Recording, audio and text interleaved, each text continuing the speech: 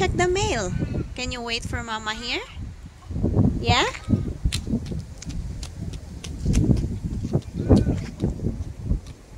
Go!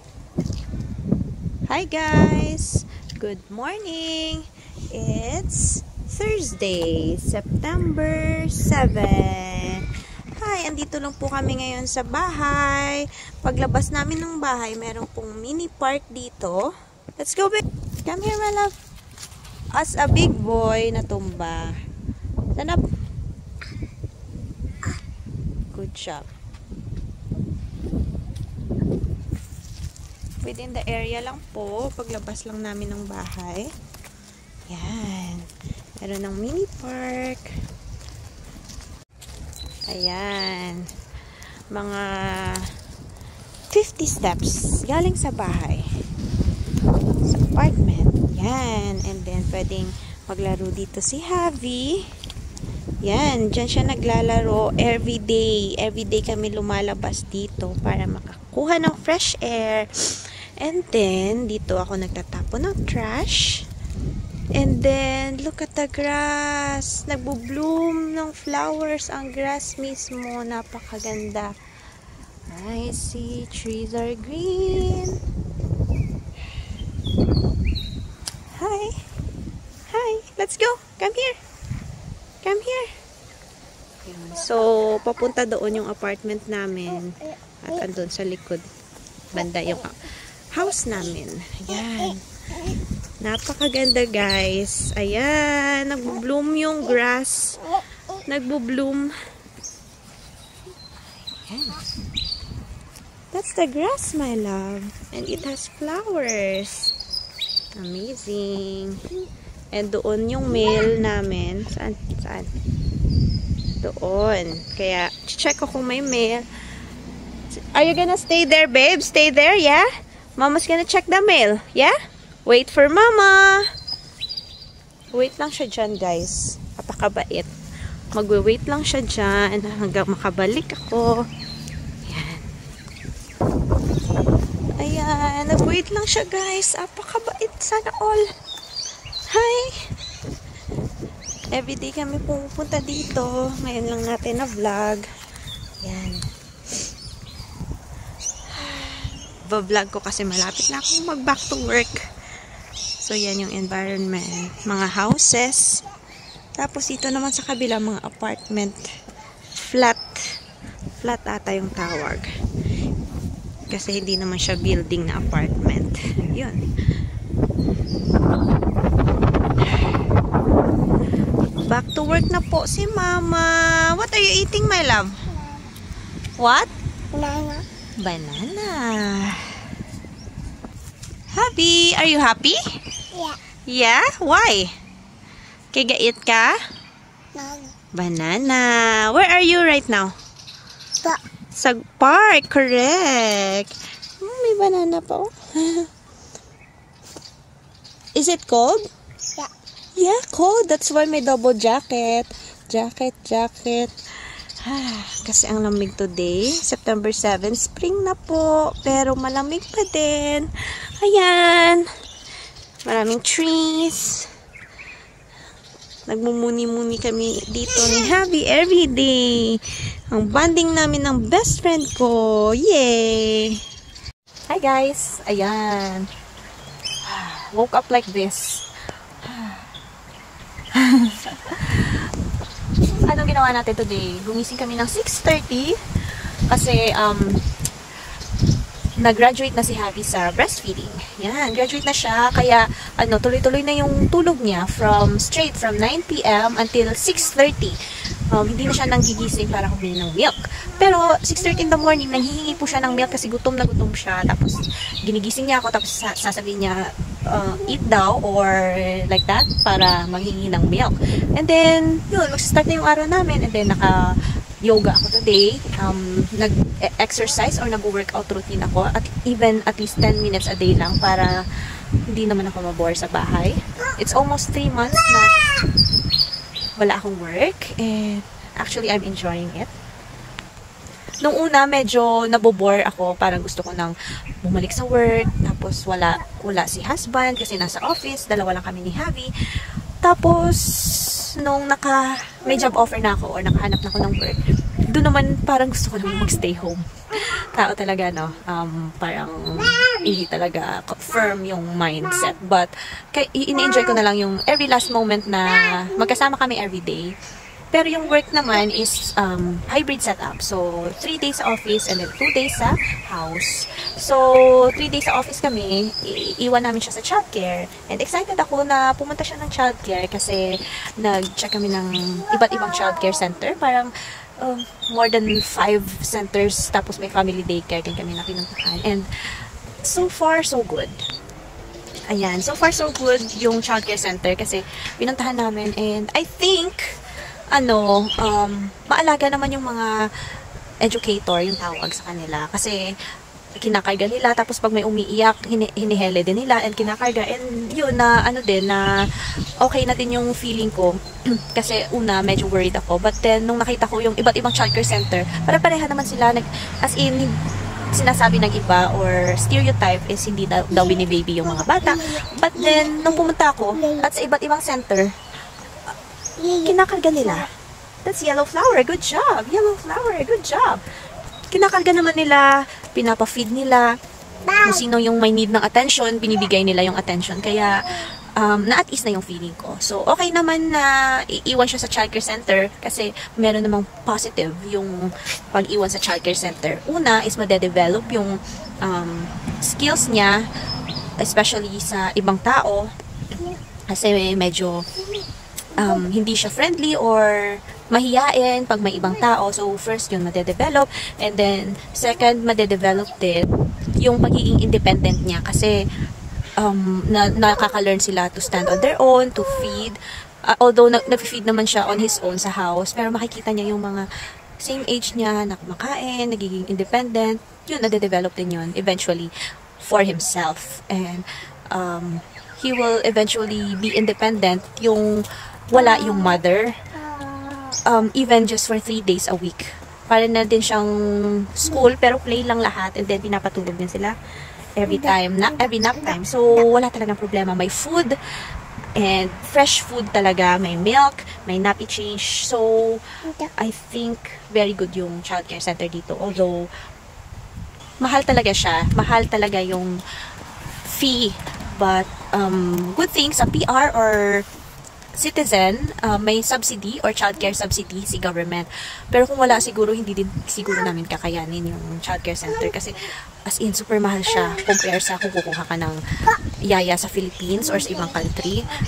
Very different. Ang laki ng difference talaga. So, yun. Thankful na din na may childcare center na affordable with government subsidy. Kasi yung normal rate dito, pare-pareha lang yung iba't ibang childcare center. Pero kung wala kang subsidy, malaki talaga siya. Especially 3 days a week, sobrang laking amount nun. Parang nagpapaka-college ka lang sa anak mo. Pero yun yung kwento guys. So, excited na ako na mag-back to work. Excited na din si Habi kasi one time nung pumunta kami sa isang childcare center, ang dami-daming toys, ang dami-daming slide, parang ang saya. Iyak siya ng iyak kasi gusto niya nang maglaro. Excited. So, yun. I think mahahappy naman siya. Medyo magkakaroon na siguro ng changes or mag-a-adapt pa siya, pero eventually, okay din, mahahappy din siya doon. Magle-learn siya doon, magiging responsible siya doon. There's more positive than negative naman sa childcare center. Kaya ayun, I hope na maging okay yung takbo ng everyday life kasi eventually, 1 year from now, mag-school naman na siya. So at least na-practice niya na yung yung madedevelop niya na yung skills niya sa ng mga ibang bata, pag interact sa ibang bata. Ayun. What are you doing? So, kwento ko na lang din guys, paano mag-apply or mag-enroll sa childcare. So, una, pwede kang tumawag or pwede ka din mag-book online to enroll sa mga childcare center. To have a tour pala, hindi enroll. Magtutour ka muna kasi yun ang prerequisite before ka makapag-enroll. So, nag-book ako ng tours sa more than 5 childcare centers. Yung iba, 3 childcare center in a day yung bini-visit ko. Actually, parang sobra 10 ata na center pala yung chinek ko. So, yung iba malapit sa office, yung iba malapit sa apartment. So, book a tour, number 1. And then, number 2, if nakapili ka na ng childcare center na gusto mong puntahan, magsisend sila ng link or magsisend sila ng form or magbibigay sila ng hard copy ng paper na enrollment form.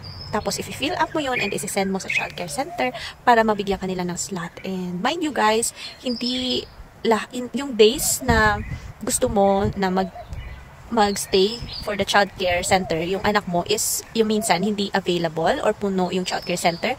Kaya, much better na matagal or yung preparation or a month or 2 months before ka mag-enroll sa childcare.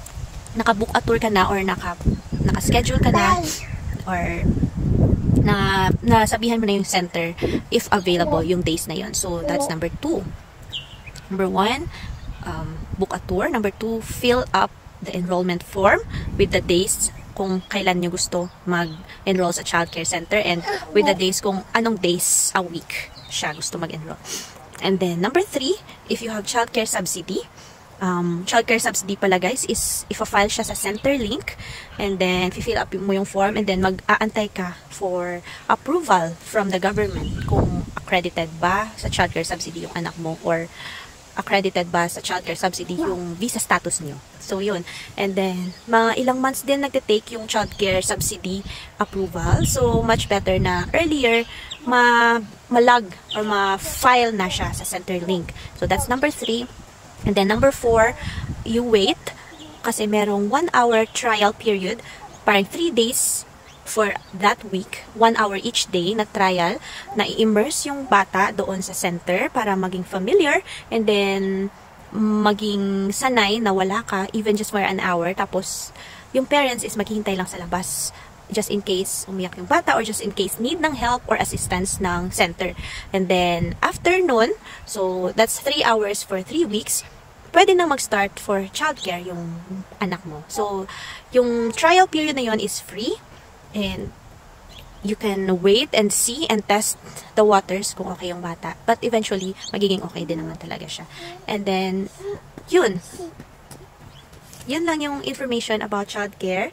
And then, yung payment fee. So, dito sa Australia, nagre-range yung childcare fee. That's per day. Meron ding ibang center na half day lang. Yun. Pero yung range from 130, parang family daycare. Pero yung mga center, usually yung range is 150 to 180 per day. So, kahit 6 hours mo lang gusto na ilagay sa center yung anak mo, magpipay ka pa rin ng full day na payment. Yun. So, yung childcare subsidy, percentage siya na ipipay ng government directly. So, yung remaining amount na lang yung pwede mong bayaran. So, it depends naman yun sa salary mo. So, for example, nag-subsidize si government ng 50%. So, 50% na lang yung babayaran mo. Yung 150 mo, $75 na lang per day yung babayaran mo. So, yun yung example lang. Example lang yun, guys. So, ayun. Meron namang childcare center na 1 year, 12 months, 18 months waitlist. So, ganun siya ka in-demand na center. Meron ding center na wala namang waitlist. Meron ding center na 1 day lang yung available. So, much better na. So, yun guys, you can do a research then. And then, I'm not an expert. Based lang ito lahat sa experience ko. Experience namin this 2023 about childcare center and about childcare fee and childcare subsidy. Pero, mas better na you do your research and then book in advance. Gawin lahat in advance para ma-settle before your work or before the day na meron prior commitment and everything. So, yun guys, good luck and I hope may na-learn kayo sa video na ito. If you like this video, like and subscribe and I hope to see you soon again. Bye!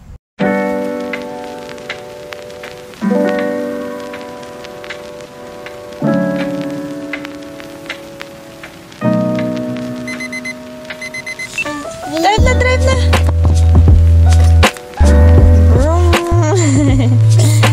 Are you driving? Where are we going? Dito sa bong sa car. Dito makad to? Katantas dada.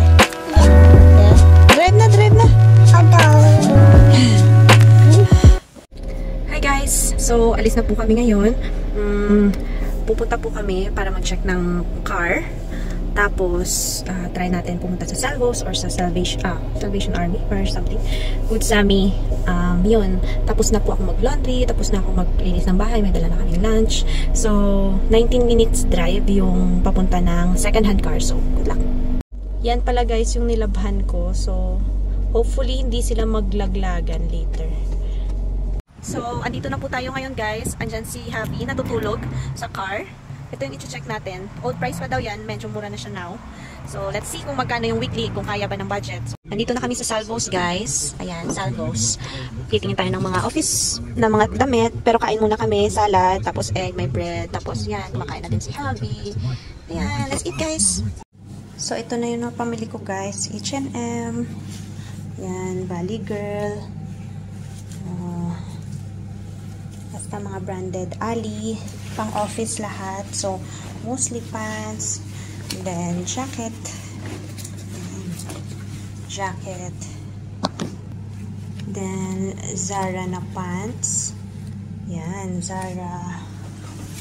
Then, jacket. Yan. Black na jacket. Long jacket siya. Ganda. And then, tweed jacket. Ayan. Ayan. Ayan. And then, napakagandang blouse. Very nice yung, very social ng tela. H&M din. Kaya, ayan. Hi guys! September 9, 2023, Saturday. So, gala na naman po tayo. Punta tayo ng DFO. Ayan. Ready for sleep na yan po. Meron ng headrest dito kasi 20 minutes drive. Baka matulog siya. Then, yan. Medyo maliwanag ngayon and good weather. So, see you sa DFO. Yung DFO pala is malapit sa airport and doon yung mga maraming murang stuff na mga on sale. Yan. Bye!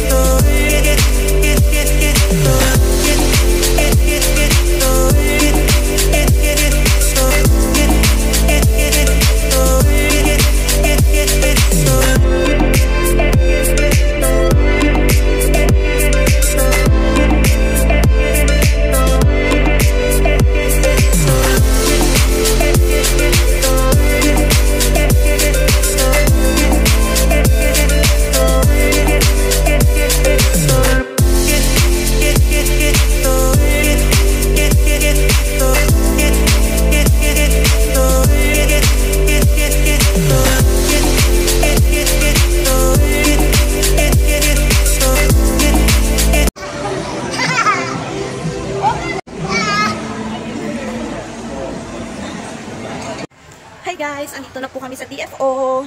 Yan. And this boy, gusto mo pakarga. Say hi! Hi! Ayan. Maghahanap tayo ng pang-office na outfitan and mga office needs kasi mabalik na tayo sa work. Yay! Wow!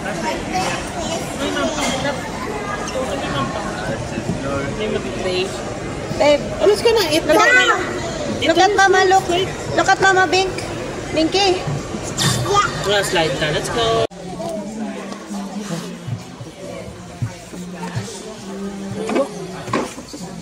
Come to Mama. Go to Mama. Hi. Wala daw puro ka. Why? Sakit kasi sa pag hindi pumidyasan. Sakit kasi sa tikod. Hi. Cute, cute. Cute. Dapat midyasan mo.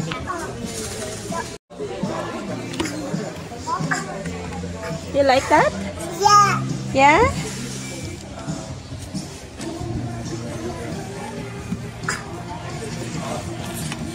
Dali sa baba. Dito sa baba. Alog-alog. Kasuhan. Kaya bikin niya isang velcro. Velcro mo niya po. Ay, velcro nang nakuha. Ano niya size niya? 4. Oh. Wala. So definitely getting these. Nara? Kalog lang. Binagidang hana. Yes, ang tail yung.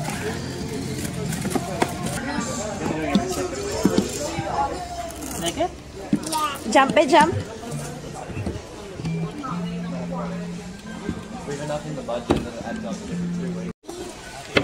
Iye or hindi?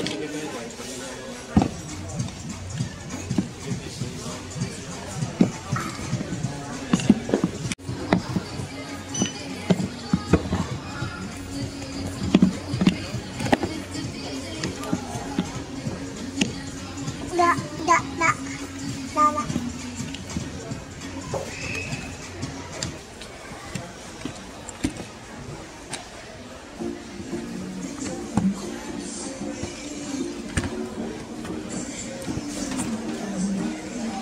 Tulong kay Mama, be.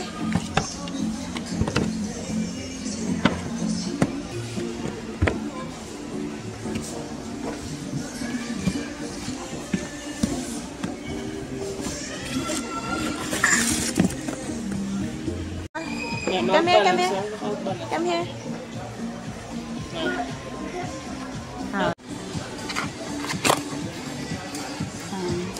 Pwede ko email. That's your shoes na? Oh, wait. Thank you. Hi guys, nakabili na ako ng wallet. Tagal ko namili, isang oras. Nagalit na. Hello! Ayan, so tapos na kami sa DFO guys. And andito kami ngayon sa Costco. Naiwan na kami dito kasi natutulog yung bata. Tapos 2:30 na, kakatulog na lang. So, bibili lang si Jobet ng pang-baon namin para sa aral ng bukas.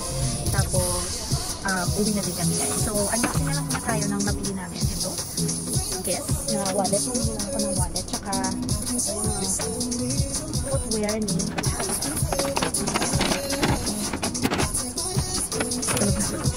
yung footwear niya. So, Puma na slides. Ayan, slides. Naka-sale naman siya. And then, itong Puma din.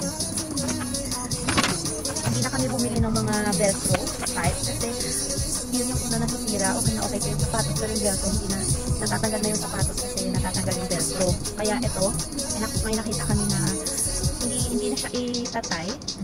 Yan, parang ano na lang siya, nasa-stretch. Ganyan. Yan, para hindi tripping hazard pero hindi na din Velcro. Yan. Super cute. Yan. Ayan, tapos bumili ako ng wallet. So, 2 oras. 2 oras ako namili kasi syempre mahal. Para sa akin, mahal siya. And, parang, hindi ko alam. Ayaw ko na sana kasi gusto ko yung mga, yung mga second hand or mga Salvation Army. Kaso, binigyan naman ako ng budget. Nagalit na siya kasi ang tagal ko nga mamili. Pero, ayun, sa wakas nakatitigin ako. Ito, parang classic siya na dress. Tapos, brown and white yung color niya. 89. Matakit na para sa akin pero matagal naman siya magagamit. Parang mga ilang taon naman siguro ito magagamit. Kaya okay natin. Tapos pagbukas mo, card agad. So pag sasakay ng bus, pag magbabayad, maganda siya. Tapos may additional cards pa dito. Tapos meron din coins saka money. Napaka-handy niya. Tapos may ano din siya. Ayan. Ang dami kasi pagpipilian. Gusto ko sana yung plain lang. Kaso, may brown doon na 70 something din yata. Ito 89. Kaso wala siyang handle. So paglalabas kami, nahirapan ako mag-pipil. So, yan. Tapos, hindi din siya yung super haba. Tama lang yung size niya. And then, yan. Pagbukas, agad. Ganyan agad. So, okay din siya. Happy ako. Happy ako kaso pero nasira ang butis. Nagalit. Pero okay lang. Okay lang yan.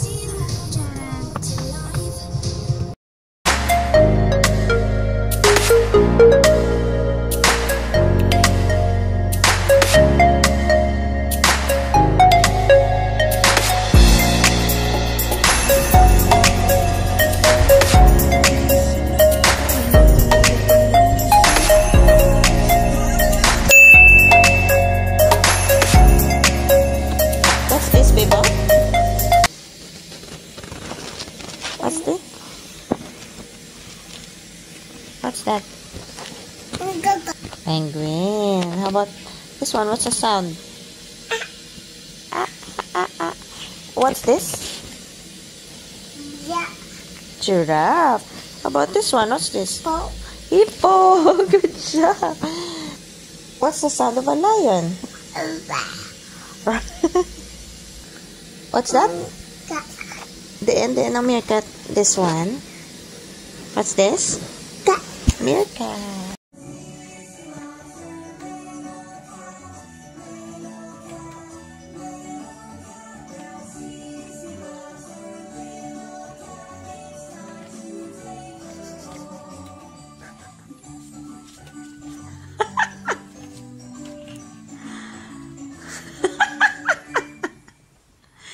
Good helping, my love.